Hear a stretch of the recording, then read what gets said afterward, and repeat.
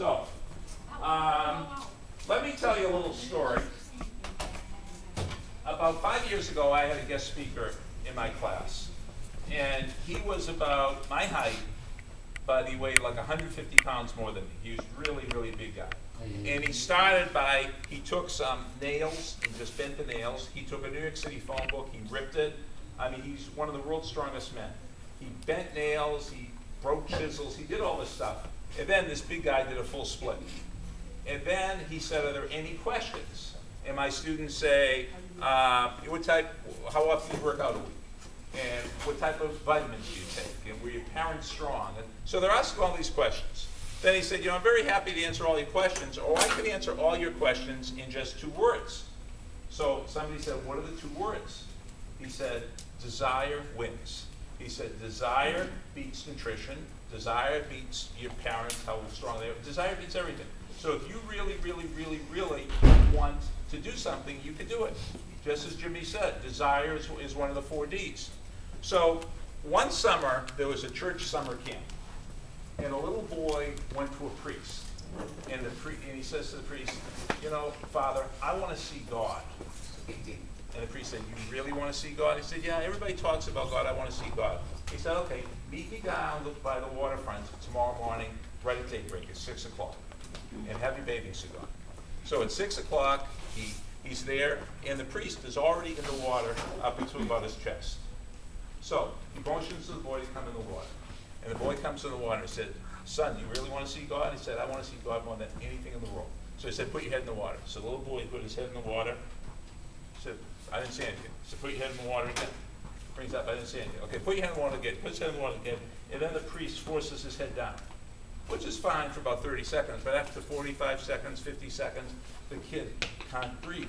And all of a sudden, the priest lets go of his head, and he comes up, and he takes a big breath. And he said, son, when you want to see God as much as you want that next breath of air, then you'll see God. So it's all about desire. If you really, really, really, really, really want something. And all of us have desire inside us. But don't let anybody steal your dreams. See, you were all born with that desire. Everybody wants to play for the New York Giants, and everybody wants to do well in school. But sometimes some people in our lives, maybe our teachers or our parents or our friends, they tell you can't do something. Well, don't listen to them. Let me tell you a story about a 6th grader named Ricky. Is there anybody here named Ricky? Because it seems like everybody named Ricky is always like a wise guy. I mean, in my whole life, every Ricky has always been, is that true? Yeah. Every Ricky, I don't know. Maybe if they're Rick, they're not, but as soon as they become Ricky.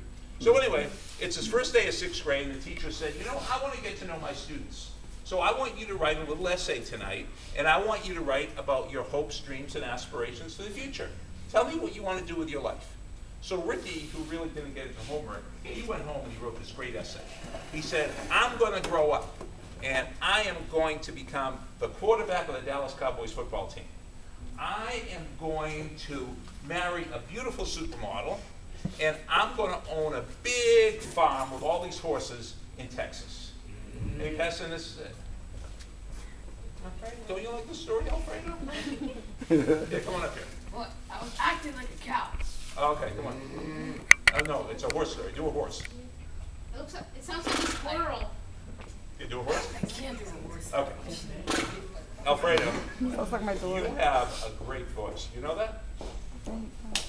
Great. No, I mean, you should be on the radio. You have a great voice. You have like such a deep voice, and you're so young. Do you sing well? I bet you would. Yeah, I bet you would. Okay, so let me get back to the story. So he wrote this essay, said, I want to be a pro football quarterback. I want to marry a supermodel, and I want to own a big farm with all these horses in Texas. So he passes in the paper, and the next day he gets the paper back, and it's the worst thing you can have. There's a big red F on it.